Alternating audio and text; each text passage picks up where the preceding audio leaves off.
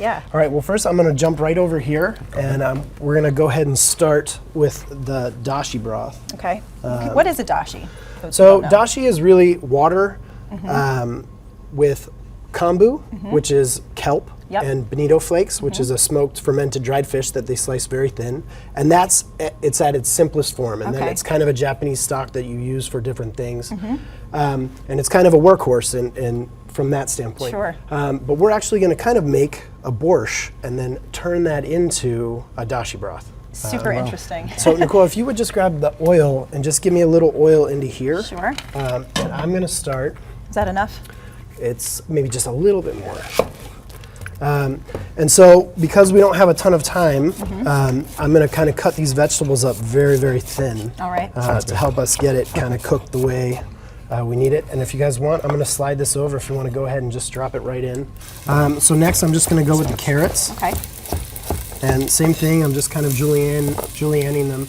One of the things about a carrot is you have your cell walls and that kind of run this way in rectangles. And so we want to increase the surface area and cut as many of those, break as many of those cells as we can to help extract the most flavor. So usually when we cut carrots, I actually turn it on the bias and kind of just thinly julienne it.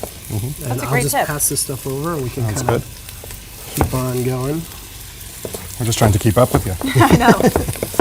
Quick well, this is really once we get the broth going, it's not too tough after that. And that is a crazy knife you're using too. This is Japanese? a Japanese chef knife, and it takes a little. I've only had this one for probably 3 or 4 months. Okay. And you can kind of use it for everything. It's pretty sweet. It's very sharp. Yeah. Which is nice. Could be dangerous for a cooking show where and fingers. Sorry, we have a doctor. Keeping my hands up here.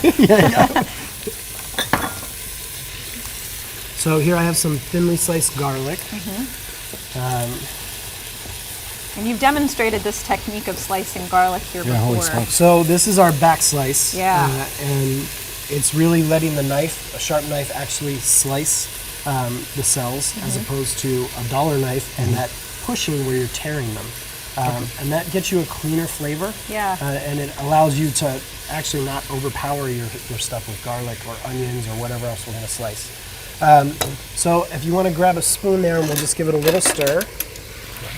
Next I have some shiitake stems because we're going to be using shiitakes in the garnish. Why don't you go for it? Sure. So I'm going to go ahead and drop these in. You don't get to cook enough. I've julienned some beets already just because they can kind of be a mess, but basically we just peeled these and cut them super thin. Great. So those are going to add really intense color, I bet. Yes, and this is one of the really great things about this dish is the beauty of it. Because you have these really beautiful purples and all these nice colors. Here is a little russet potato that I went ahead and diced up. So we're going to go ahead and add just a little bit of that. And what does the potato do in there? So, you know, it's kind of, for me, it helps bring the ingredients together because you have that really earthy, it's almost like a vessel that helps kind of like basically allow the flavors to be a little bit more mild and kind of bring them together. Okay, from the starch it releases? And it also has that potato flavor. Yeah, right. Kind of can be a hint in there, which is really nice. Interesting. When I cook in the restaurant, one of the things that I get used to doing is I season everything with the spoon, not meat, right, where I'm actually controlling it. But when I'm making sauces and stocks and things like that, I'll use this spoon and I call it my magic spoon. And basically, so I'm going to do 1/2 of a magic spoon, which is really about a tablespoon. Okay. So I get that in there in the beginning. But this allows you, I feel like, to check yourself. You know, because I'm using the same thing to measure my seasoning all the time. Right. All right, and that really helps keep things consistent. So you don't have to have that magic spoon per se. You just want to know. You want to use a your magic spoon. You got it. You can find them anywhere. Sure. And I love how you bring all of your own different unique vintage spoons. And you know, I think with cooking a lot of times, consistency, it's also, I always tell everyone, muscle memory. You want to do something that feels good to you and that you're comfortable with every time. Right. And to our broth, we're going to kind of put the finishing touches. This is sherry vinegar. Nice. Right? So I'm going to add a little bit of that. I'm guessing more stirring? More stirring. I'm going to go ahead, you stir it one time there. Maybe a little bit of black pepper. And I almost forgot, These are our spices over here. I have mustard seed, black and yellow, dill seed, and a little bit of celery seed. And that kind of Interesting. gives it that The borscht borscht flavor? flavor Yeah. a little bit more. You along rarely with the see vinegar. dill seed used much. It's actually, the past year, it's been one of my favorite Yeah? ingredients. Wow. Okay, so next I'm going to go ahead and add some water to this.